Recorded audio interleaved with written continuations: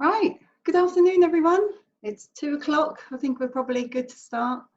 So for those of you that don't know me, I'm Sam. I'm the Customer Services and Clinical Director at Lynton, and we've got Kerry here with us as well today. And Kerry is the Clinic Director at Laser Skin Solutions in Bournemouth, and she's also been a clinical trainer on and off for Lynton over the years as well. Hi everyone. So yeah, today we're going to talk about consultations. So I think perhaps the most important part of any laser treatment that you do, and it's really important, I guess, that you do a good welcoming consultation. I think you could be the best practitioner in the world, you could be using the best equipment in the world, getting the greatest results, but if people do not feel at ease, they don't feel informed, if you haven't done a good professional consultation prior to that, then I don't see how your business could succeed. You know, I think it's a really, really critical part of any aesthetic treatment, really. Yeah, So, I agree. I completely agree with that.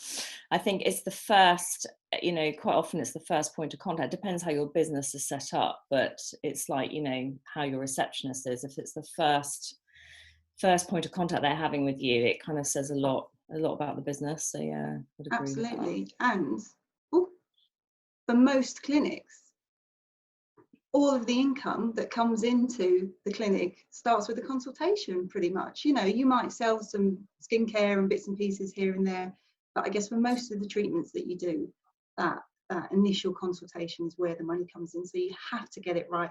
We spend a lot of time and effort on doing things like clinical training and laser safety training, core knowledge, for example. Your insurance company will want to see that, but they're not insisting on seeing that you've done good consultation training, and that your therapists and your all of the practitioners in your clinic have got good consultation skills. So I would say most importantly, and you just mentioned it, Kerry, is just make people feel welcome, put them at ease, and build up a rapport with them.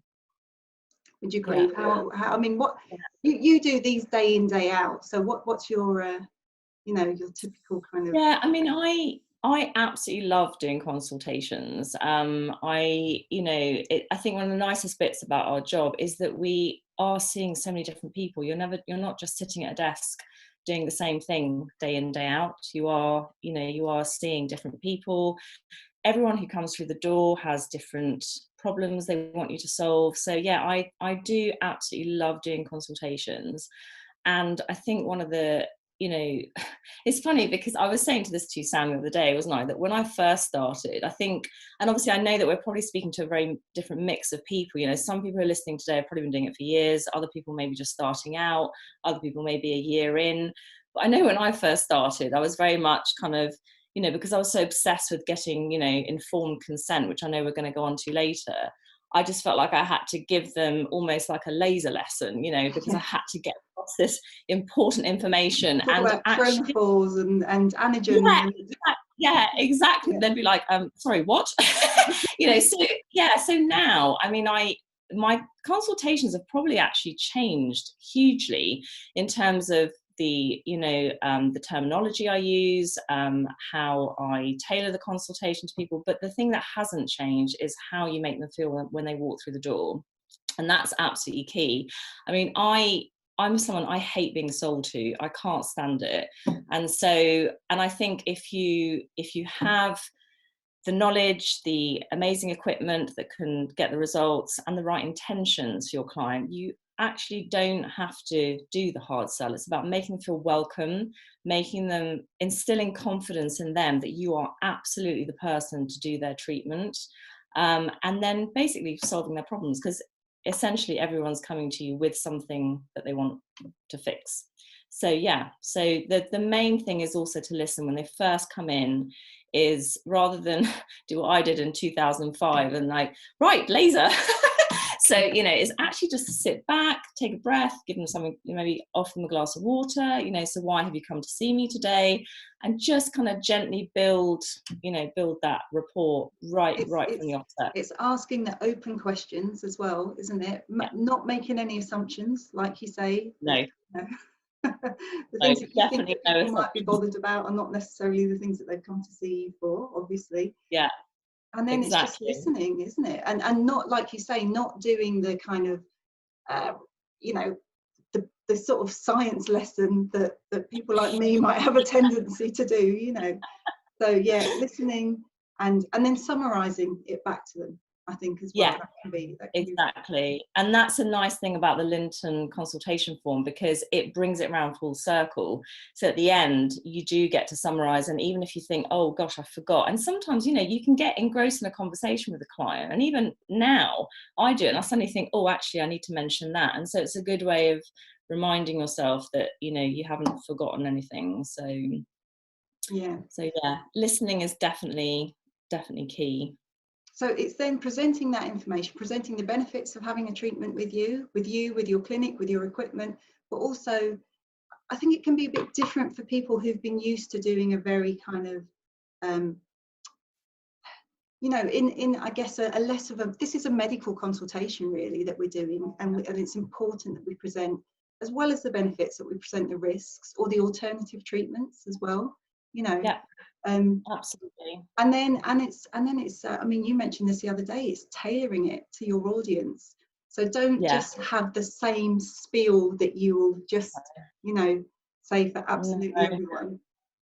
And like I was saying to you the other day, I mean, you know, and unless they're a hairdresser, I don't use all of the anogen, you know, telogen, catagen phases. I sometimes say anogen, other times I'll just say the word actively growing, you know. So it's just tailoring it. But, you know, in my clinic, I do get so many different types of people who come in.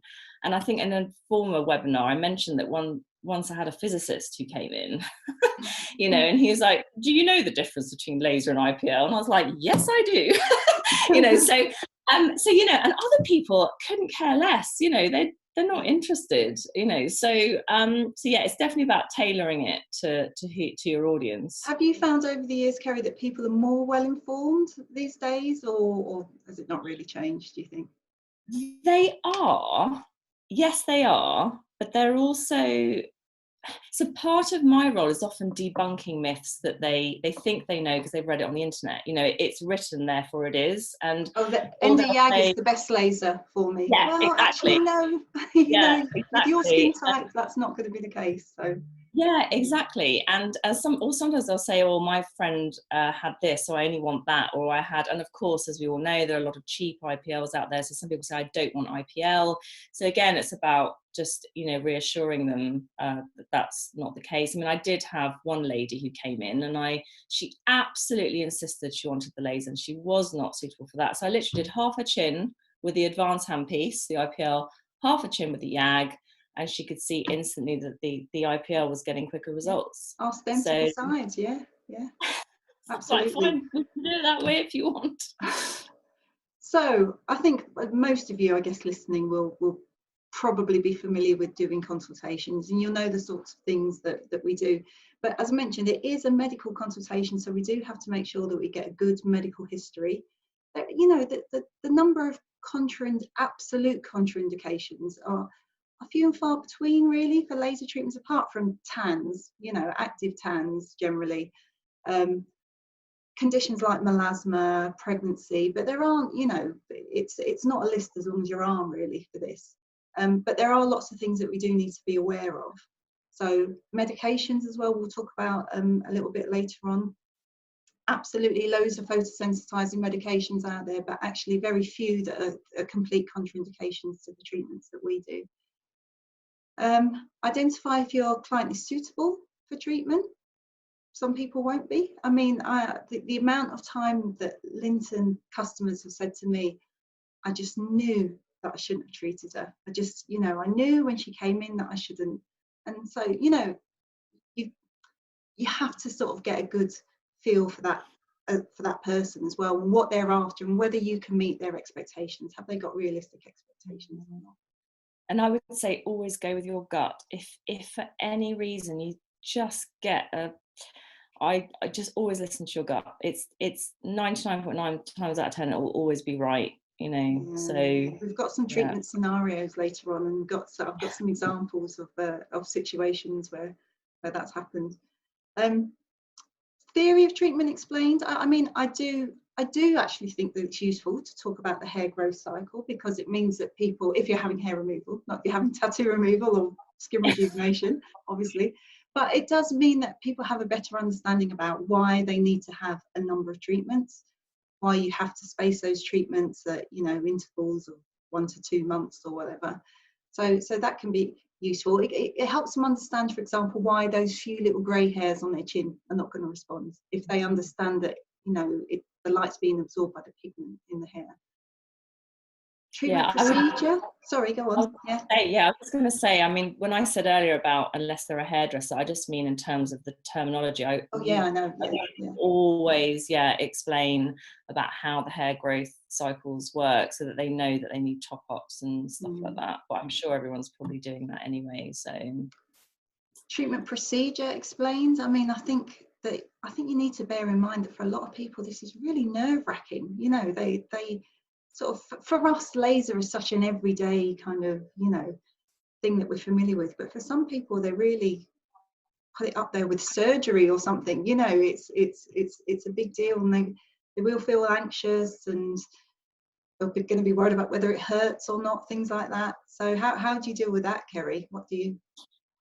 Well, it's funny.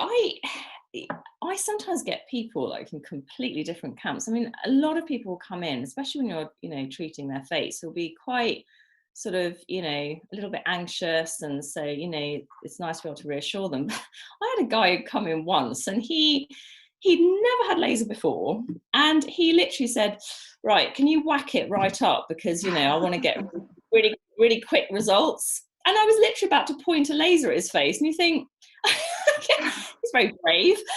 So people, and then you get everything in between. So quite often people have had treatment elsewhere, they've moved area or whatever. But yeah, I think it's really important I often will get up from the desk, walk around to the laser, show them the handpiece, show them the block, say, look, this is what you're going to feel on your skin. And if I don't do it then, I do it just before. And because obviously when you are treating the face, they've got, you know, occlusive eye shields and they can't see what's going on. So I'll often say, right, you're going to hear the cryo come on now, you know, you'll hear the laser booting up. So I literally just, you know me, Sam, I talk for England. So I just talk them through the whole thing so that they know what's going on, even when they've got the eye goggles on. And then, of course, right, I'm going to do the first shot now. So yeah, I always show them right from the beginning what to expect. I think that explaining what's going on whilst they're lying there, I think that's really key. I'll always remember someone saying to me once, I was doing a facial treatment, getting a really good burnt hair smell, which we all know means that, you know, we've got really good endpoints, it's going to be a great treatment. And she said, what's that smell? And you could see this panic. And she said, it's my flesh burning, isn't it? I was like, my goodness, no, you know, that's a sign that you know, that's your hair, and that's a sign that you're going to get a really good response here. So now, whenever I smell that, I'll say to people, can you smell that? You know, that's an indication that it's working really well. And I'd almost prefer the people who slightly, you know, err on the side of caution, rather than the gun-ho kind of type who just go, just whack it up, and you know, so yeah. Side effects, obviously we have to discuss them in the consultation. We'll come back to that in a little while.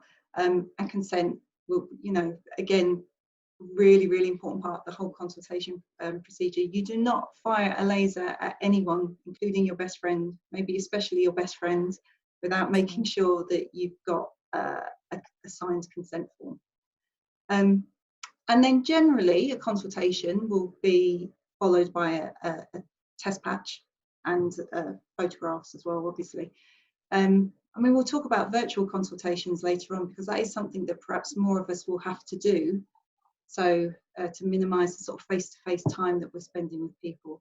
But of course, people are always going to have to come in and have that test patch before we go ahead with it. Yeah. So consent, I guess it's worth pointing out there's a big difference between consent and informed consent.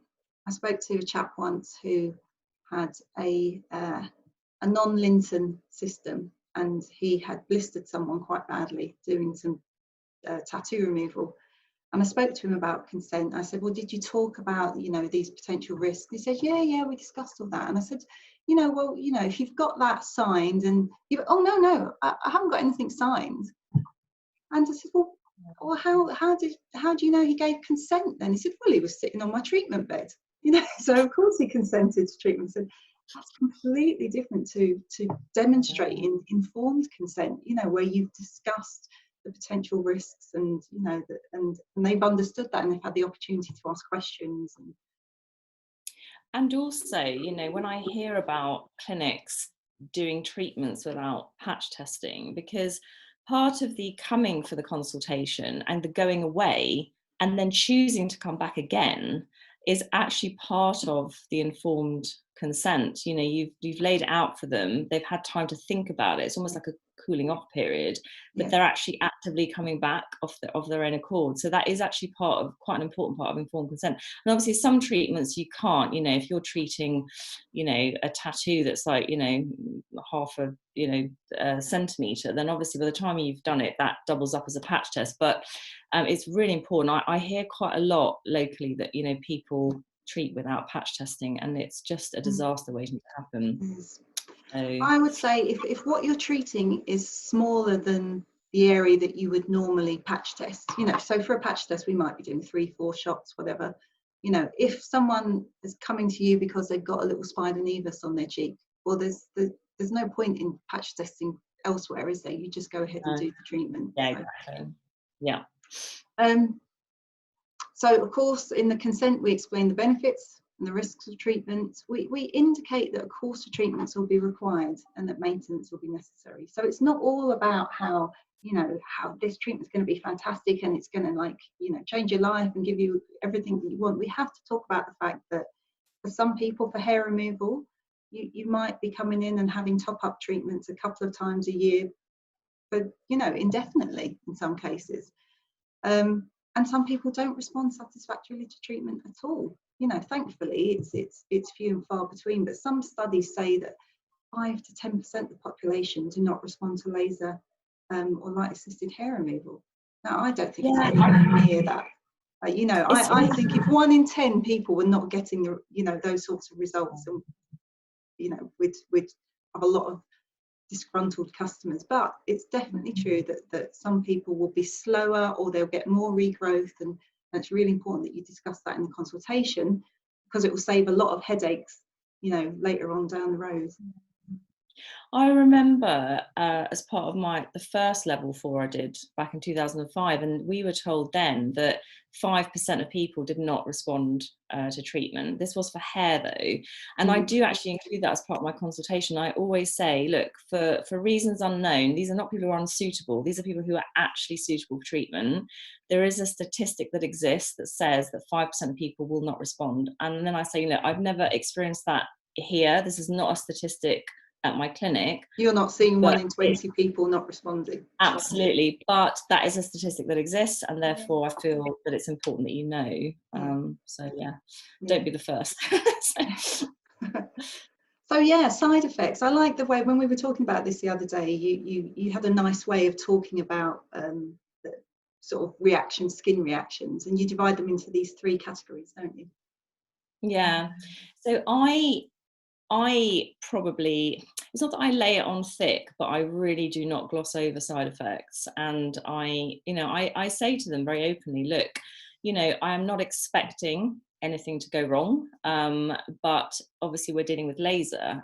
So I say I always put possible side effects or skin reactions into 3 categories, and that is normal and expected, possible but unwanted, and an adverse reaction. And I always start with the worst one first. I'll say, you know, an adverse reaction is a major full-on laser burn, and I am not expecting to see that. And then I take the opportunity to reiterate the stuff about the sun. I'll say, if you had been on a sunbed and forgotten to tell me, had been, you know, taking, I don't know, a medication that you'd forgotten to declare, because this is obviously towards the end of the consultation that you're doing this, then you could get a severe burn. And then that way, if they haven't completely told you everything, or if they've genuinely forgotten, that will jog their memories.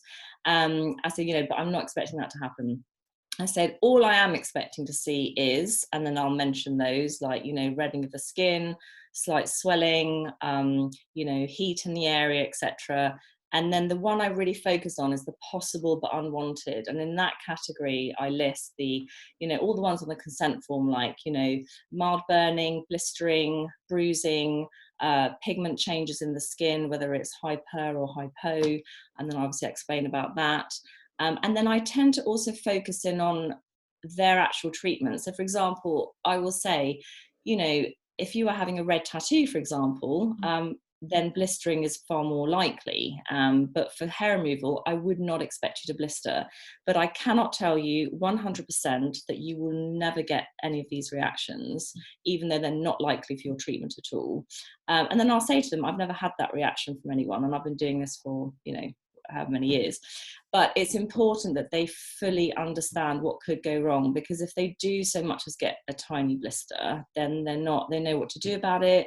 You've told them about it, you've reassured them. And then I always say, you know, even our tattoo clients who do get some blistering, it's nature's elastoplast, don't pick it, don't put Auntie Flo's magic potion for blisters on it, just leave it. And so it gives you an opportunity to both reiterate, you know, what you've been through, but also other treatments you do as well. So, you know, it's a way of also letting them know what else you do in clinic. But yeah, I always put them into 3 categories. I go to the worst one first, then what I'm expecting to see, then I talk about the possible but unwanted, and then I come full circle and just reiterate that all I'm expecting to.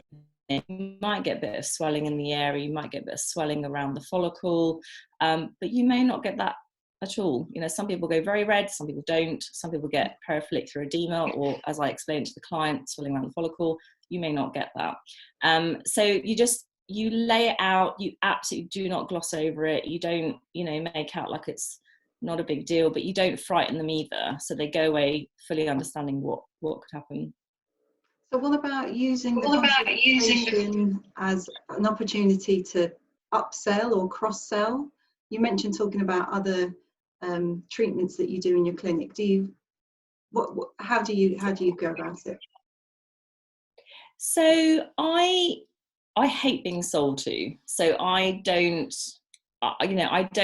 go all out to sell. I don't feel that the consultation isn't necessarily for that. The very first point of contact, if I went somewhere and I just went in for one thing and they just sat talking to me ages about something else, I'd completely be turned off by that. So, but other times, you know, people come in and say, right, what can you do for my skin? I'm really fed up with this, and I really want, what is that? And then you say, right, these are your options. But generally, I would establish in the consultation, just, you know, gain that person's trust. You need to bond with them.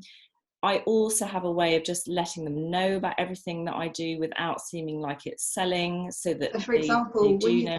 If you were talking about swelling, you know, but in the adverse reactions, if they're having hair removal, you say, well, you can get some swelling, but that tends to be when we're doing treatments like red vein treatments on the cheeks, and then they know, don't they, that that's something else that you offer. Yeah. Exactly. I met a client once who was really annoyed because she came to me for hair removal, and she said that the other place where she'd been to had said, right, well, when we finish with your hair, we'll start on your veins. And she was really upset about this. So she said, you know, but, you know, there are ways of saying, I mean, I had a lady in who had the most amazing veins. I was just itching to, you know, be able to zap them. But as I say, I just filter that in. And as it happened, she didn't pick up on it, as in she obviously wasn't interested. And that's fine. But if you've planted the seed in a very non-selling kind of way, then, you know, if they're interested, they'll come back to you. So I don't think it's important that they go ahead with lots of different things. I mean, I always try, obviously, sell a sun cream when they're coming in, especially for the face, because that goes hand in hand. But that will come later, you know. You know, the initial, what you're sowing, and then it's like a garden, you know, if you water your seeds and you look after it, and, you know, it will grow. So do you actively monitor your conversion rates from consultation? I think in smaller clinics, a lot of the time they don't. I do think, though, if you've got very big clinics and you've got lots of different people doing consultations, it's really worth just looking at what percentage don't go on to have treatment and trying to investigate that. I mean, it is going to, basically, we don't ever get clients who don't convert, and we can be treating about 20 people a day, sometimes a bit less, sometimes more, and we never get clients who don't convert. It's very rare, and those files we literally put aside, and then we look at it and say, why didn't they convert? You know, sometimes there'll be literally people who are just not, they were never coming, I don't know why they were coming in the first place, kind of thing. So they were never going to have laser treatment. So I don't actually keep track of it in terms of like a spreadsheet and things like that, because we don't really get any people who don't convert. So, but I think, yeah, in a big clinic, especially like London or something, I think maybe, yeah, it would be really helpful. Test patching then. So, as we talked about, everyone clearly has to have a test patch before they have a treatment, unless their treatment is fewer shots than a test patch would be, if that makes sense. So we treat a small area of the skin in the area that you're going to treat, or as near to as you can. So there's no point in, you know, if you're going to be treating someone's face, don't test patch on the back of the neck, because, you know, it's got different levels of sun exposure, it's got different levels of target, it's not really giving you any useful information, that. And if people are having treatments in multiple areas of the body, you have to test patch them as well. Yeah, definitely. Start with the suggested parameters then, and then increase you know, the fluence according to the skin reaction, according to the pain score, all of those things, you know. So for vessels, it's easy. You increase it until you see the reaction that you want in the vessels. For hair, sometimes it can be, you know, it's not always as obvious, is it? You don't always get perifollicular edema, for example. You don't always get erythema. So just go with your sort of, you know, try to straddle your sort of best guess on what fluents will work well for them. We generally say, and I always go on, sorry. I always say, you know, it doesn't matter if you waste a few shots because you started low. You know, just, you know, it's better to do that than go in, you know, too high. So, and also you should be repatch testing all the time. So not at every treatment, but, you know, if you're doing a treatment on someone's legs and they're saying to you, you know, it's a good sort of 7 out of 10, then you probably don't need to repatch test. But if they're saying it's about 6 or 7, you're thinking, well, actually, by the time the next appointment comes around, the hair will have reduced. And if you keep the parameters the same, you're not going to get, you know, a decent amount of heat in the skin. Then you would repatch test. So I tend to assess it at each one, and then do a few shots slightly higher, record it, always record it that it is a patch test though for your next treatment. And then the next time they come in, they'll be able to, because years ago I had a girl who worked for me and she didn't repatch test, and someone came in for full leg bikini and we had them booked out, you know, for an hour and a half, and we couldn't treat them because it was just ineffective. They were saying, oh, it's about a 4 or 5 out of 10. So we had to then patch this and send them away and bring them back. So, but you know, you learn, don't you? So we've got a comment here from Lauren, one of our trainers. Hi, Lauren. And she said it's also good to repatch test if you haven't seen the client for an extended period of time. That's really key, I think, especially throughout the summer months. If you've patch tested someone in January, don't just think that in June it's absolutely fine to go ahead and treat them on the same settings. And that's particularly key, I guess, given, you know, the current circumstances where with lots of people, we've had lovely weather, you know, so.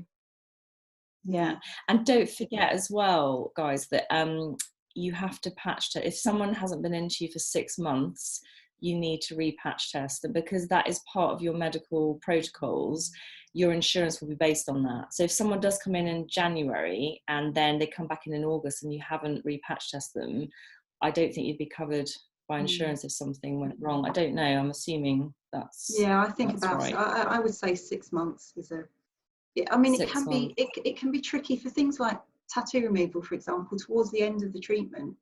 I guess even sometimes with hair removal, you might only be doing a treatment every 4 months or so, maybe. No. So, you know, but just consider, I guess, the time of the year, things like that as well.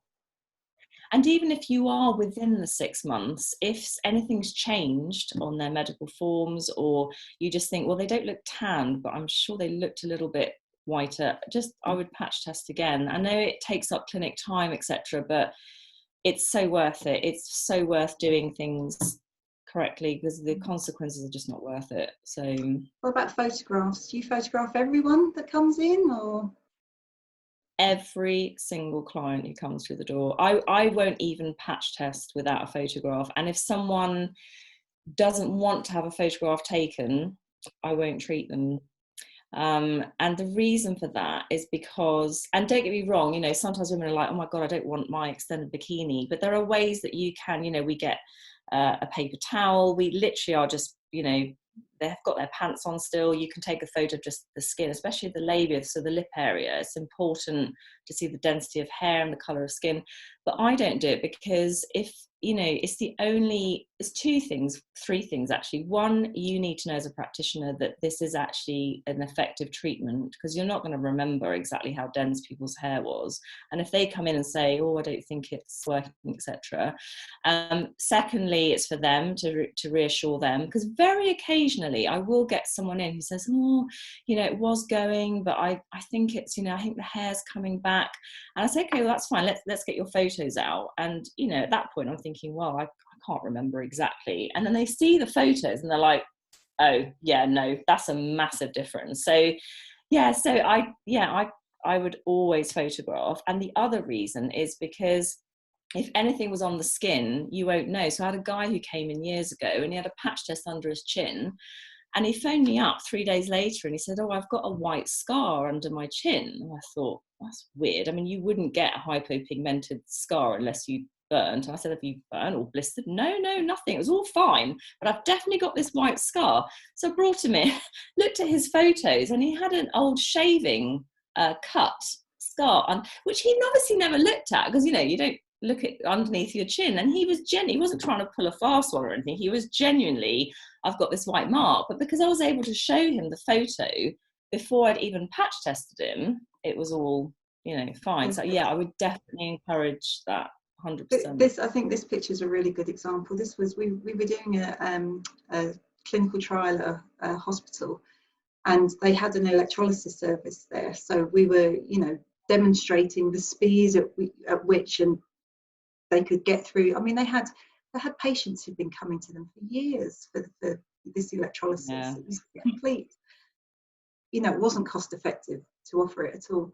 And this lady, I don't know if you can see from her hair, but she's sort of auburn, sort of reddish hair, and she responded least well of everyone in the trial. And you can see, I mean, 5 electrolysis treatments on hair like this is not going to really touch it, and we know that.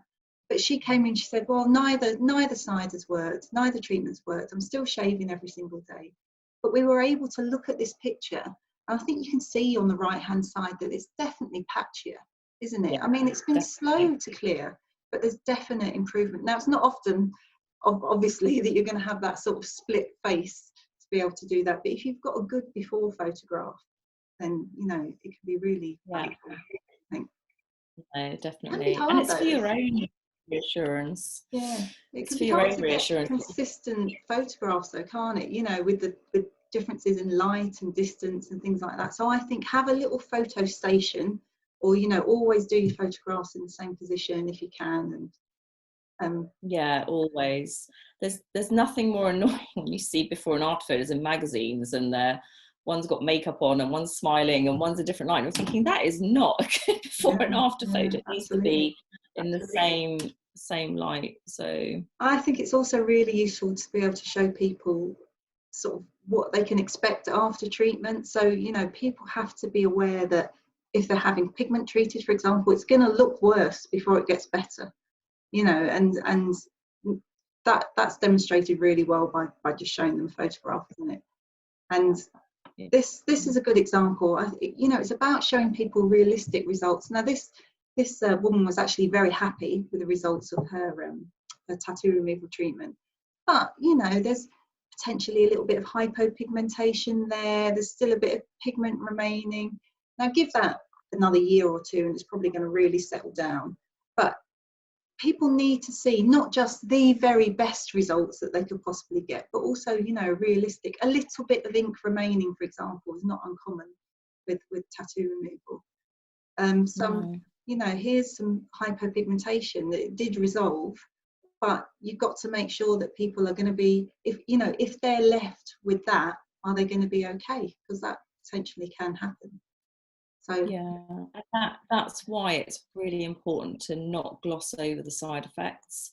I never get any clients who are unhappy, and that's not because I can do everything, you know, 100% amazingly all the time. It's because I'm brutally honest about, you know, what is achievable and what, you know, can go wrong. So, and if you do that, then you hopefully, you know, you won't tend to get, you know, complaints or unhappy clients or anything. So we've got a question here from someone, Kerry, saying that does the discomfort of the patch test need to be a 6 or 7, even if you have other endpoints? And I would say, well, one, it depends on what you're treating, I guess, and what system you're using. But if you're doing a vascular treatment and the vessel's gone, and they said I hardly felt that, then of course that's absolutely fine, you know. So exactly, it's just another indicator, isn't it? Yeah. And everyone's got different, I mean, I'm a wimp, like there is no one wimpier than me. So, you know, and because I'm a wimp, because I'm a wimp, I kind of, you know, I know a wimp when I see one as well. So, so, you know, sometimes, you know, with more experience, when you're looking at a hair, the thickness of the hair, the color of the hair, and you're looking at the fluence you're using, and they're saying, oh my God, that's you know, that's really hot. And I'm thinking, that can't be that hot because I'm using such a low fluence. And then the next one, they'll say, oh yeah, no, that's fine. And you've used the same, you know, fluence. So it's about getting to know your client as well, and their skin. But yeah. Absolutely. Oh, where's my screen gone? Cool. What's happening? Let me share again. Oh, this is quite interesting. I can remember speaking to someone once who used a pulse dye laser. Now, I'm guessing lots of people here are not pulse dye laser users, but she said, yeah, people are always, I always tell them that they're going to be bruised after treatment. For those of you that are not familiar with pulse dye lasers, this purpura, this bruising is not an adverse reaction. That's a very common endpoint of treatment. And she said, I always tell them they're going to be bruised, but they're still surprised by it. Well, you know, show them these sorts of photographs. That obviously that's an easy way of solving that issue.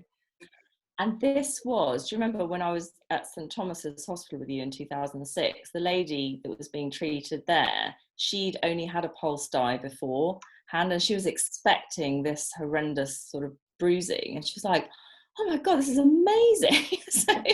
so yeah, because she was expecting to come out with what she called war wounds. So I think it's probably worth mentioning how consultations are going to change in light of you know, COVID-19. I think more and more, where possible, we want to minimise the time that we're spending with someone in a face-to-face situation. You know, so where we can do video consultations, I think absolutely that should be done. Even when I know we've talked about doing video consultations during lockdown, but I think even going forward, it's probably something that a lot of clinics are going to start to introduce. So, I mean, everyone watching this webinar, I guess, is familiar with Zoom, because that's what we're running this on.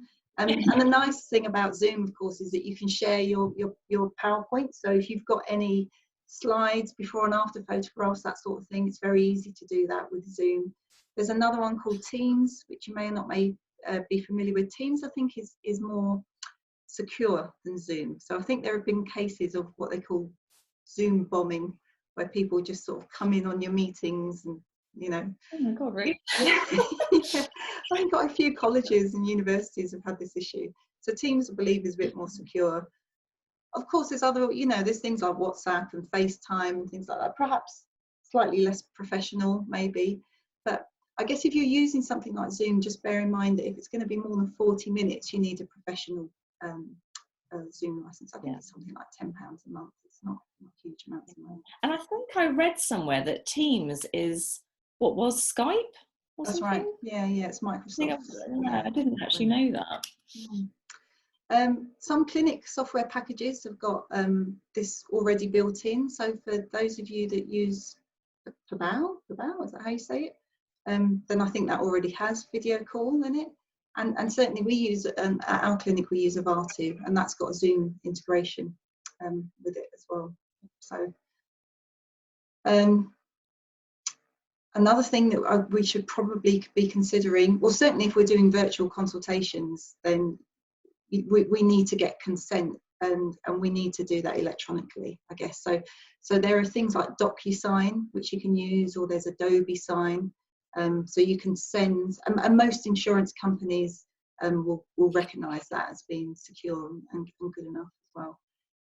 I would definitely suggest that any pre and post treatment advice that we're giving to people is sent electronically now, rather than, you know, handing them paper. Yeah, I mean, I actually get them to sign now. There are 2 pages, and they sign to say they've received a copy, because I have had people say to me, oh, I don't remember getting pre and post advice. And it's like, nobody leaves the clinic without it. So now I get them to sign. But actually, I mean, I've actually been doing some work with Richard Crawford Small, who's been doing some of the webinars with you and doing Launchpad and things like that. So, and I know that, you know, from the work I've been doing with him, that I definitely want to become more digital. And it's just better for the environment as well, you know. And the space, I mean, the storage space that we all need in our clinics to store all the files. So but yeah, obviously it needs to be, you know, there are various different things out there, so I haven't really looked into it, but it needs to be efficient.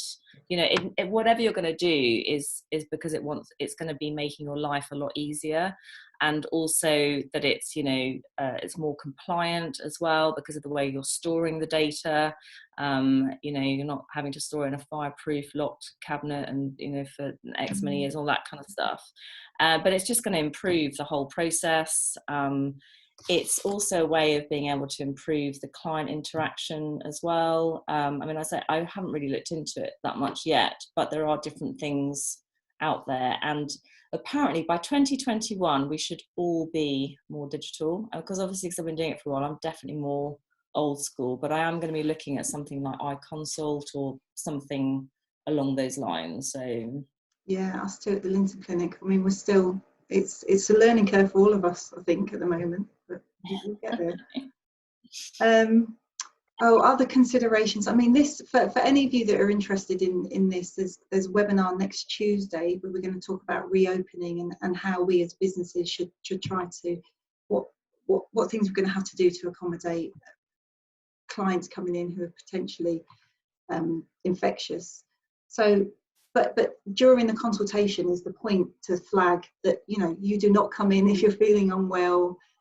Don't bring anyone else with you. Don't bring a load of handbags and, you know, stuff like that. That's not necessary. We're going to ask, we're lucky that we've got a big car park outside the clinic. We're going to ask people to stay in their cars until we're ready for them to come in. We don't want people really waiting in the waiting rooms. And obviously there'll be enough time in between clients so that there's no crossover as well. Yeah. And then clearly, you know, hand sanitizing, PPE, things like that. Yeah. Perhaps if we move on to contraindications. So I mentioned before that perhaps the number one reason why we would turn someone away for treatment is because they're currently tanned, or they've recently been on a sunbed, or, you know, they've used fake tan or whatever. And it is, you know, we very rarely have anyone calling us with any issues during the winter months. But, you know, during the summer months, that's when people will start running into problems sometimes. So we don't treat suntan skin, and we have to make that, again, you make that really clear in the consultation. There's nothing worse than, you know, booking out an hour for a treatment and then someone comes in and they've just, you know, they're completely tanned, or they just put some fake tan on, you know, 2 days before or whatever it is. So. And that's why actually the initial contact over the phone is really important, because I always check then if they're actually tanned, if they've applied fake tan, because in the early days people would turn up and they say, oh, you know, I'd have put them in, and I could have mentioned it there and then, but I didn't. And then they turn up and they, oh, I didn't realise I put on fake tan last night. Oh, yeah. Pigmentation disorders then, so that's, I guess, another common one. So melasma, you know, this hormonal pigmentation that's very common, usually in women, but occasionally in men as well. The issue with that, we know, I think most of us know that it's very difficult to treat melasma. But even if they're having another treatment, something like hair removal, and they're prone to melasma, that would generally contraindicate. With cancer, we try to treat people who are in good health overall, you know. So if they currently have cancer, we wouldn't treat them. If they've had cancer in the past, then, you know, if they've had the 5-year all clear, absolutely fine. But it never hurts to, our fallback position with all of this is always, you know, if they can get the okay from their GP or their specialist consultant, you know, at least it shows that you've done your due diligence, really. Keloid scarring. So keloid scars, these are these scars that extend outside the boundaries of the original wound. It's not going to make you more likely to have an adverse reaction if you're prone to keloid scarring, but if you were to have an adverse reaction, you know, it's very, very rare, thankfully, that you would be left with any scarring following a laser or IPL burn. But if you're prone to keloid scarring, then potentially that could happen. So that would generally contraindicate you to treatment as well. Epilepsy. So sometimes people think that the flashing lights might trigger fits, but actually it doesn't flash at the right frequency to trigger a seizure, but perhaps the stress of the situation, you know, sort of if they're lying on a bed. The question is, if someone starts to have a seizure whilst they're lying on your treatment bed, do you know how to deal with that? And if you do, then great. If you don't, then, you know. So, yeah. I think you can drive a car if you haven't had a seizure for 12 months. I mean, I think if you can drive a car, you can come and have an IPL or laser treatment. That should be fine. You know, yeah, that's what I do in my clinic. If they're able to drive a car for the last year, then they can have a treatment. So, pregnancy. So again, most people will be aware that we don't treat pregnant women. But, you know, if someone comes into you and says, oh my God, I just found out that when I had my last treatment that I was pregnant, you can absolutely reassure them that there's no risk to them as a mother or the fetus or as an operator, you know, as long as you're sort of making yourself comfortable. That, I mean, that's the, I guess, the biggest danger, I guess, that you, as a pregnant operator. I actually cover that in the consultation, Sam. I actually say that to them. I say that, you know, we cannot treat you if you're pregnant.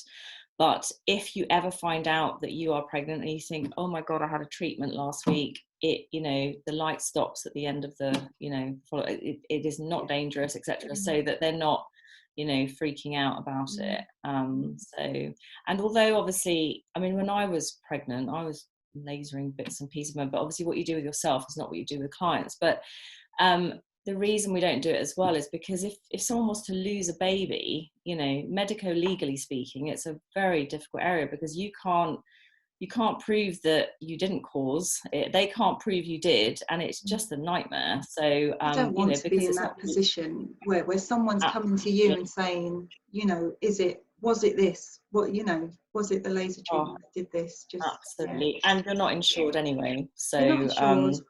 There's an increased risk of, you know, so there's the line, that the pigmented line that people develop on their tummies, melasma, things like that. All of our freckles and moles will get darker during pregnancy. There is an increased risk of pigmentation, and of course hormone fluctuations are going to affect your hair growth, you know, vascular system, everything.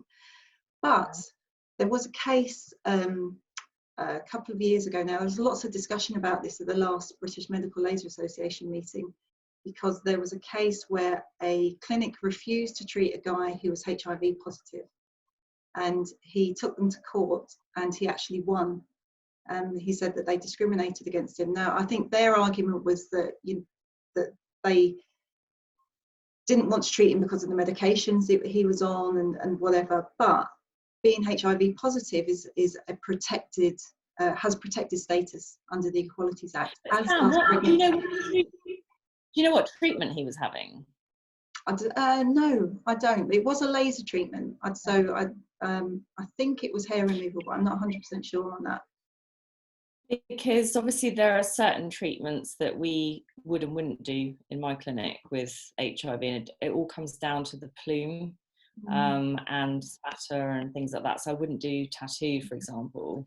I guess the argument though is if your viral load is undetectable, which it is generally with the viral sort of packages that people are on, then the risk of cross infection is minimal, you know. So absolutely. yeah. I remember years ago, a girl who worked for me, we had an HIV client come in, and she was genuinely really scared about, you know, treating. And luckily, a good friend of mine is an STD nurse, and he came in and did a whole talk on Hep B and Hep C and HIV and all sorts.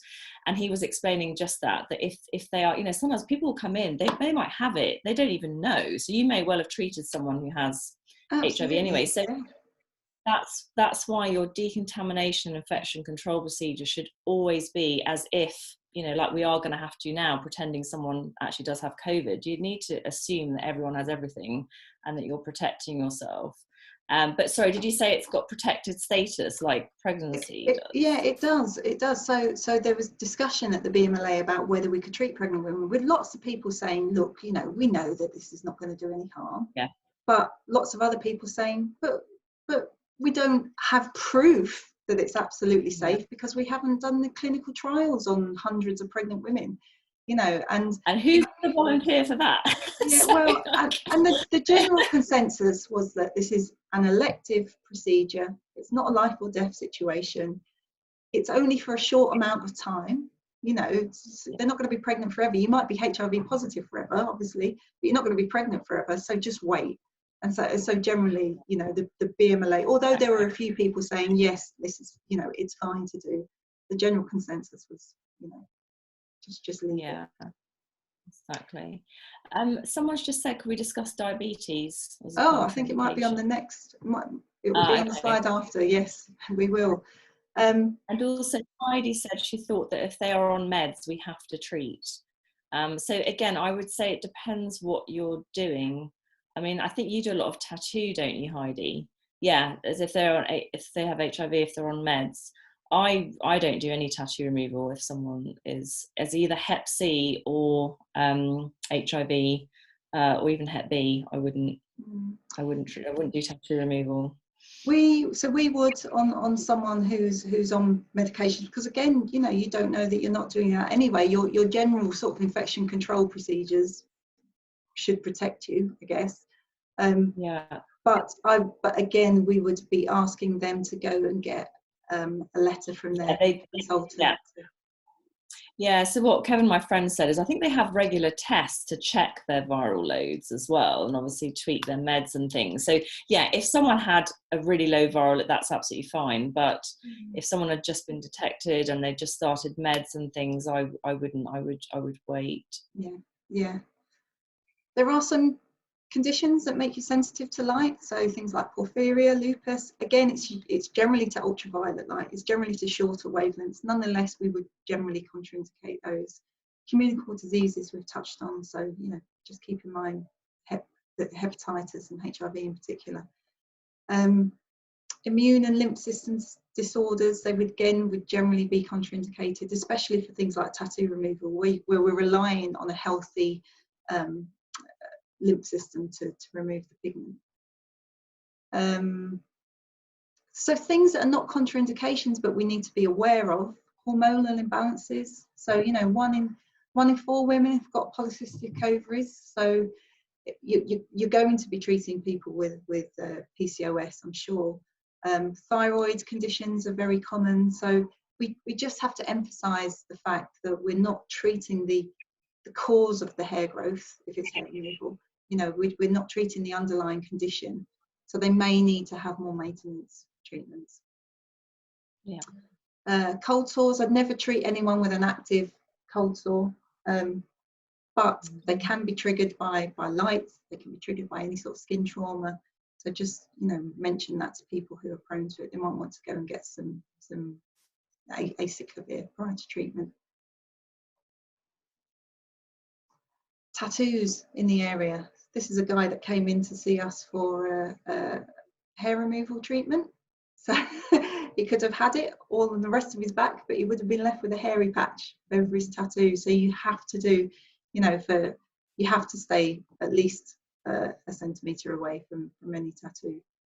We don't treat it over inflamed skin, although potentially sometimes, you know, there's some evidence to suggest that vascular systems can help to treat psoriasis, and diabetes, someone mentioned earlier. I think so. Sometimes I've heard people say, well, if it's type 2, we'll treat. If it's type 1, we won't. It's not really to do with whether it's type 1 or type 2. It's to do with how well your blood sugar levels are controlled. And you know, there are people who take daily insulin. They've got type 1 diabetes, but their blood sugar is very well controlled. And also, it depends on what treatment you're doing. I would not be doing tattoo removal on somebody's foot if they had diabetes. But you know, no, or leg pain. Yeah, anything below the knee, really. Yeah, I don't know if everyone is already using it, but there is an additional separate Lynton consent form specifically for diabetes and diabetic clients. So I always use that for all diabetic clients. And again, for me, it does come down to how well their skin heals. You know, quite often when I say that, you know, the last lady said, oh, well, this is a burn that I did on the oven, you know, last week, and it was completely healing fine. So I had another lady who came in, told me she wasn't diabetic, and then she let it slip during a conversation, like about treatment 7 into doing like her full legs. And she said, oh, I said, you're diabetic? And she said, yes. I said, you didn't tell me. She said, I know, I'm really sorry. I said, I went to another clinic and they wouldn't treat me. So when I came to see you, I said I wasn't. So, God, but yeah, it all comes down to how well their skin heals. And obviously she's had 7 treatments, her skin was fine. So yeah. We can send out that diabetes form to people. We've got a few people asking about that. Body dysmorphic disorder. I think this is really key to try and pick this up. So it's estimated that between 10 and 40% of people who look for aesthetic treatment have got a degree of dysmorphophobia. So, and the problem with that then is that people who are seeing, you know, the hair on their face or whatever that you can't really see, they're still going to be seeing it probably after a course of 6 treatments. There's a really strong link between people who are dysmorphophobic and people who are not satisfied with treatment. So, I mean, I've got a scenario here. So when I showed this to Kerry, she said, is this about listening? It's true. But actually it was a client I had once who she came in for some training, and she talked about how her facial hair was really impacting on her quality of life, which we hear very often, don't we, you know. But she was saying, I can see people looking at me and I don't like to meet new people, and I'm really self-conscious about it. And she puts her hands over her face when she talks, and all of these things that, you know, quite common for women who have facial hair. So I said to her, okay, well, let's take a look at it. And this was on her top lip, and so couldn't see anything. I said, when did you last remove it? She said, no, I haven't removed it. I've left it so that you can see it. And she said, if you get the mag lamp and you shine the light on it, you can see what I mean. And I thought, you know, if you have to get a magnifying glass and shine a light on it to see this, it really shouldn't be. It was disproportionately affecting her life, you know. And I just knew that, well, one, the treatment wasn't going to work because there wasn't hardly any hair there, and what was there was incredibly fair and fine. And 2, she just, you know, wouldn't have been happy with the results of treatment anyway, I don't think. So what I said was, I just think that your hair is a little bit too fine and a bit too light to give you the results that you're after. And, you know, suggested that she went and spoke to someone who did electrolysis, and they wouldn't be able to do it either, in all honesty. But I wanted to give her another option, you know. Someone like that, I would just send for threading, to be honest. But yeah. We were talking about demanding customers. You had a good example, didn't you? Of which one? The demanding one, or the demanding one? Who had body dysmorphia? So tell us about both. How do you deal with them? How do you deal with people who are coming in and telling you what to do? And so basically, I am very brutally honest with clients. You know, I actually say to them, look, part of what you're planning to pay for is my expertise, and so, you know, you can either take the goodwill advice or not. But what I would say to everyone listening is that, and I know we've got a range of people listening, some people would have been doing this for years, but there is no such thing as the customer's right. Not in your four walls. As a laser clinician, expert, whatever you call yourself, you are the king or queen of laser, not the person sitting in front of you. And that's not to say that the customer's never right. I'm sure, you know, like everyone, we're human, we can get things wrong, but you are the boss when it comes to treatments. Do not, what I say to people who've worked for me before is never, ever feel under pressure to treat someone. And in fact, the people who are putting the pressure on you to treat them, those are the ones that, you know, you need to be really wary of. And I've always said to girls who work for me, I will never, obviously I will question as to what happened, but I will never have an issue with you not converting a consultation and turning someone away, but I will have an issue with you doing a treatment on someone that is not appropriate. Either the treatment isn't appropriate for them or they are just not appropriate to treat. Because these clients, especially the ones who have body dysmorphia, I think I was telling you, Sam, about the woman who came in to see me, and I don't know if any of you guys have seen, I think the lady's called The Bride of Frankenstein or something, and she's called the Catwoman. Jocelyn Wittgenstein. And she was gorgeous, and then she just had tons of cosmetic surgery. Anyway, it becomes an addiction, and she obviously had body dysmorphia. But the lady who came in to see me could have been this lady's twin. And one of the first things she said to me when she sat down was, my plastic surgeon's refusing to do any more treatment on me. And I mean, if you've seen how she was presenting, you'd think, well, how can you possibly do any more? Now, if someone says that to you, and obviously they look like that should ring massive alarm bells. She then booked in for another consultation. She was asking me to give her advice on plastic surgery, which obviously I don't do. She then came in a second time, and again wasted an hour of clinic time. And then a year later, I had a new consultation come in, different name, and it was the same woman. And she sat down. She'd actually given a completely different name, and she came in again. And she wanted to have thread veins removed. Now, if someone is sitting in front of you like that and you're thinking, I can't treat this person, but what am I going to say? I will do all the normal things. I won't just sit there immediately and say, well, I'm not able to treat you. So I will get them on the bed. I'll take their makeup off. I'll have a good look at their skin. And what I said to this lady in particular, I said, look, I've looked at your veins and I know that I'm not going to be able to get the results that you'll be happy with. So ethically, I'm not in a position to treat you. It's not right to take your money to give you results that I know you're not going to be happy with. And as soon as I'd said that, she just started something else. But what do you think if I lift skin like this? So anyway, in the end, I sat down, I said, well, actually, this is actually the third time you've been to us. And do you remember how we discussed this and how we discussed that? And I'm not actually qualified to give you advice on plastic surgery. And in the end, she just wouldn't go. So I said, look, I'm not a plastic surgeon. If you would like my personal, not professional, my personal opinion on what you could do for plastic surgery, it's £50 for the hour. She could not have got up quick enough. She literally, as she was talking, she was picking up her bags and I never saw her again. So, but it took, it was 3 hours of clinic time. And, people like that. And also what I would say to people is, look, we have all not been working for months.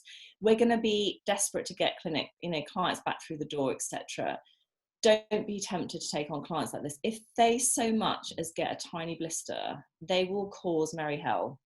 And they are just not worth it. They will never be satisfied with the results because they have a completely distorted view of what they look like. And they are the type of people who will leave you a bad review. So it's always important to leave things on a good note with them. But do you want me to cover the difficult one? Yeah, go on. Time? I think everyone likes to know that they're not the only people that get these sorts of clients. Yeah.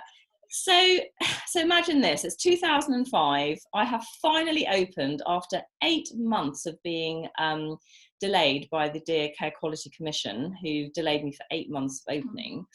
And my first client walks through the door and she's tanned. So I couldn't treat. And she got in an absolute right huff with me. She was actually quite vile, to be frank. And so I just, I didn't you know, add to the tension, I took a step back and I just took her through. I said, look, you know, you are the first client I've literally just opened today. I'd be absolutely crazy if I was just to turn you away. I don't want to turn you away. I'm doing it because if I put a laser on your skin, you're going to get a burn on your face. And I literally just laid it out like that. And she turned around, she said, yeah, I get it. She said, and at the time I was very dark hair. She said, you're a brunette, I'm a hairdresser. If you asked me to go blonde, I'd say no way. So I do get it. And off she went. 3 weeks later, she came back in. She was tanned again. And she'd just been on a golfing holiday to Portugal. I just thought, oh my God, she's going to go mad. And guess what she did? She went absolutely mad. She was shouting at me. She was, you know, it's completely unacceptable. Thank God, what have I got myself into? Yeah, exactly. So anyway, so again, I just said, you know, I just went through it again. I said, look, I'm really sorry. You've wasted my time. Do you think I have time to come here? And, you know, I've driven all the way, etc. She just made out like it was the end of the world. And I just laid out again the fact that she was tan. I couldn't treat her. She literally picked up her bag. She stormed out. She slammed the door. Now, back then in the early days, you know, I was gutted. I was so upset. I mean, it's not a nice situation to be in anyway. You know, I hate confrontation. And, you know, it just was really unpleasant. But at the end of the day, you don't want clients like that. And actually, I took the time to write her an A4 page letter afterwards that basically told her in very polite terms that she should find another clinic. And the way I worded it is that I have to follow medical protocols. Those medical protocols say that you can't be tanned. That is what insurance is based on. And at the time, like a lot of people, I was Care Quality Commission registered. And I said, and it's a condition of my registration. So as a result, I'm not able to treat you, but you may like to try this clinic or this clinic. So I listed other clinics that were in the area that she may like to go and visit, which basically told her that I wasn't, in a very polite way, I wasn't willing to treat her. A year later, she tried to book back in. And I phoned her and I said, oh, do you remember you came in a year ago and we decided it probably wasn't a good idea, and I think you were going to book in somewhere else. Oh yes, she said. You know, so you give them the chance to basically save face and leave it on really good terms. And she's like, oh yes, it was a complete mistake. Yes, oh yes, I was booked in somewhere else. She wasn't. But it gives them the opportunity not to feel like they're being silly or anything else. But at the end of the day, it ensures that you don't treat these people because they're not worth it.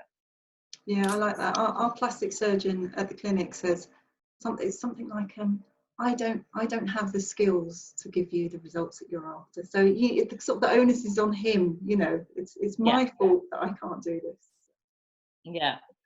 Absolutely. Oh, this is another one. I mean, we so often get photographs of this sort of thing where it looks like, well, there is sun damage, you know, and there's some lentiginous, but there's this underlying melasma. I mean, she definitely has melasma, and it's hard, isn't it, when you get people and they'll say, well, you know, it says all over your website that you can treat pigmentation, or we'll get people who clearly have melasma. And they'll say, well, my doctor says it's sun damage. Well, it is a form of sun damage, you know, but it's not the sort of sun damage that we can treat. We can't, yeah. I mean, you know yourself, don't you, Kerry, because you suffer from it. I know, because I mean, I've had melasma for 15 years, but you can't really see it because I basically live my life like a day release vampire and kind of lurk in the shadows with massive hats, and you know, but if I go out in 10 minutes, it comes back. But the good thing is, and if any of you out there have it yourselves or know anyone who has it, you know, you can say you've had experience of it, and this is the thing, if you become an expert, not just at delivering the treatment, but the actual conditions that people are coming in for, then that will give them confidence that, you know, you are saying the truth. Because I know with my skin, obviously, you know, I do have a combination of a bit of sun damage from my early years and, you know, melasma, etc. So there's never going to be just one thing, but I wouldn't touch it with a barge pole. And explain why, you know, if we do it, we could make this worse. It could be much worse, you know. So this is an interesting one. This is one of our customers who's a nurse who this guy came into the clinic said that I've been to my GP. My GP said that I could have it lasered, and she sent it to me and said, "What do you think?" And I went, "Oh, you know, it's all of those the ABCs of you know, detecting melanoma. So asymmetric, the borders are irregular, the colour is variable, it's quite big, the diameter. I said I wouldn't treat that, even though the GP had said that it was fine to do. You know, I couldn't say to you that is definitely a whatever.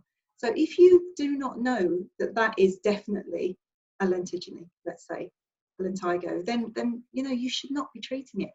Funnily enough, she showed it to one of her colleagues, another colleague who's a GP, and he said, that's a malignant melanoma, and he's a dead man walking. Those were his exact words. So she sent him back to his GP and asked for it to be biopsied. Went to a dermatologist. The dermatologist wasn't sure what it was. It was biopsied, and it was some sort of papilloma. It was fine, actually. It wasn't a malignant melanoma. But you know, so we talk about all the time, don't we, about, you know, get GP consent. Even if you have GP consent, if you're not happy, if it's outside your comfort zone, then you don't treat it. Yeah, don't treat. No. All right, we'll finish off quickly. We've overrun, so we'll finish off quickly by talking about medications. Again, we get asked about medications so often, and understandably, because so many of them are photosensitizing, but it's very, very rare that you get photosensitivity to wavelengths above 500 nanometers.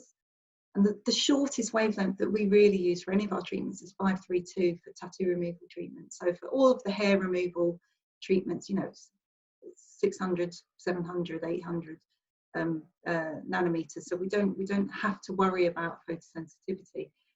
So a few years ago, well, quite a few, 10, 11 years ago, the BMLA released some guidelines on this, and they said that if someone is taking a photosensitizing medication, and you can find that out by, I mean, there are loads of websites. I use the BNF, the British National Formulary. You know, in fact, if you go into a chemist and ask them if they have any BNF, they've probably got some old ones, old books lying around, but the website's really good. And it basically lists every single side effect associated with every drug that's available in the UK. If photosensitivity is listed, do a test patch, and then wait a week if it's hair removal or tattoo, wait a month if it's vascular or pigment. Well, I mean, we're test patching everyone anyway, so all right, we have to wait a bit longer for if it's vascular or pigment. But there are some that we should avoid, and they are basically just the ones that are on your Lynton consultation form. So these are the only ones that the British Medical Laser Association say you have to avoid. So that's Roaccutane, topical retinoids, St John's wort, amiodarone, minocycline, and steroids. And anything that's used for photodynamic therapy, you'll probably never come across that. So, you know, and the BMLA came up with this because they asked all of their members, have you ever come across an adverse reaction that you could put down to a drug? And, you know, there were some people that said, well, I got this once and it could possibly have been, but they had no proof that it was that. You know, basically the general consensus was that no, you know, it's not an issue. So it's and also don't forget that the drug companies, I mean, they have to list, you know, I mean, if you looked at anything in the BNF, you'd never take anything, you know, they list. And sometimes I will say to clients, you know, for amitriptyline is a typical example, that lists possible photosensitivity, but it also lists hallucinations and euphoria and stomach cramps, and they're not getting any of those either. So, you know, and they went on holiday to Ibiza while they were taking it. So, you know, it doesn't mean anything really. Absolutely. We've got I think that's the end now. We've got a couple of questions though. So someone's asked, what's PDT? PDT is photodynamic therapy. So that is a treatment that's done generally to treat malignant conditions, very often non-melanoma skin cancers, so things like basal cell carcinomas, squamous cell carcinomas, but sometimes other cancerous conditions as well, where they give you a medication that makes you very sensitive to light. They then put you under a light, and the cancerous cells are more sensitive to the medication, so the light can destroy them basically. So it's not really a treatment that's in common use.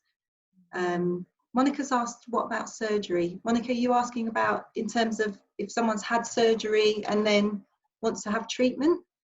Again, I think it would depend what it was. If it's, you know, some sort of minor surgeries, some lump or bump removed, then, you know, that should be fine. But if it's major surgery, then we would generally say, you know, at least 3 months, but potentially even 6 months, depending on what it is. Melasma, Katie's asked about melasma. Is there anything we can do? She suggested peels. It's the problem with melasma is there is no cure for melasma. So there are things that you can do to keep it under control, to try and manage it. And some people do use peels, but it's always going to come back. And the main thing is just, as you say, Kerry, stay out of the sun. Yeah. I mean, I have regular peels, and I go under my Dermalux, but I wear sunscreen. And the main thing is sunscreen alone won't sort it. You've got to wear a hat. So yeah. But I used to have it on my top lip. I used to have a splodge. It looked like someone had thrown brown paint on my forehead. That's completely gone because I always have a hat winter and summer. But it is a pain. I think the person who solves melasma would become like a billionaire. Someone's asked about how long would you leave? Oh, Heidi, hello. How long would you leave before removing radiotherapy tattoos? The tattoo itself, you could remove whenever you wanted, but the fact that they've had radiotherapy will make the skin much more fragile. So I would probably, well, one, you have to wait until they've had the all clear anyway, but I would probably be leaving it 12 months or so if they've had radiotherapy. Yeah. And also, if they've had radiotherapy, I mean, they might still be under a consultant. So if anyone's still under a consultant, I always get permission anyway to treat, just to say they've got, you know, either the all clear or they're happy for them to have treatment. So, Katie, you've asked if you could message Kerry. I'm sure you can. If you want to send it to me, I can. Yeah, sorry, I've literally only just found that box. I was looking at the other box. I was thinking, where are you reading all these questions? I was thinking, what am I missing? Yeah, of course you can, Katie. No problem. And Heidi said, top melasma tip. Do you know if the blue light in our devices exacerbates it? Oh, I was going to say, I thought you meant in our IPL devices. I was going to reassure you that there's no blue light at all, no UV light. But you're talking about on tablets and phones and stuff. She says that she's changed the settings on her iPad and it's made a huge difference. That's really interesting. Oh, wow. That is really interesting. Okay. Yeah. Well, it can't hurt, can it? So. Well, it's funny, that is interesting, only because obviously my Dermalux machine has a blue light for active acne. And at first, when I first got the device, I wasn't using it on anyone who had pigmentation, but actually they sent out a paper to confirm that it's actually yellow light that causes the problem. And that blue light, there isn't actually any evidence that blue light does exacerbate melasma. So yeah, so I don't know. Certainly, I mean, UV will be the main culprit. So wavelengths below 400 nanometers. So yeah, definitely. So you've asked, is there an up-to-date drugs list for salons? Well, the drugs list, the contraindicated ones, with just those ones that just showed you there, which are on the Lynton consultation forms. So there's only, half a dozen or so of them. But in terms of an up-to-date drugs list for everything that's photosensitizing, there's too many to list. There's literally hundreds and hundreds. So yeah, check your BNF is the best place to check. Yeah, and you can buy copies online, on Amazon and stuff, actual physical copies if you want to keep that in the clinic as well. So yeah, the book's quite handy to flip through. I was just going to say before we finish off is please don't be tempted to treat people who you think might be even a little bit suntan, because we are all going to be reopening in July, and obviously it's very tempting to think, but honestly, just I wouldn't. I really wouldn't. So. Oh, we've got a few more. I'll just answer these quickly then before we go. Would you treat thread veins on a woman who's had a baby 10 weeks before she's not breastfeeding? Do you have a... If she's had the baby and she's not breastfeeding? Yeah. I think it depends. Yeah, I think...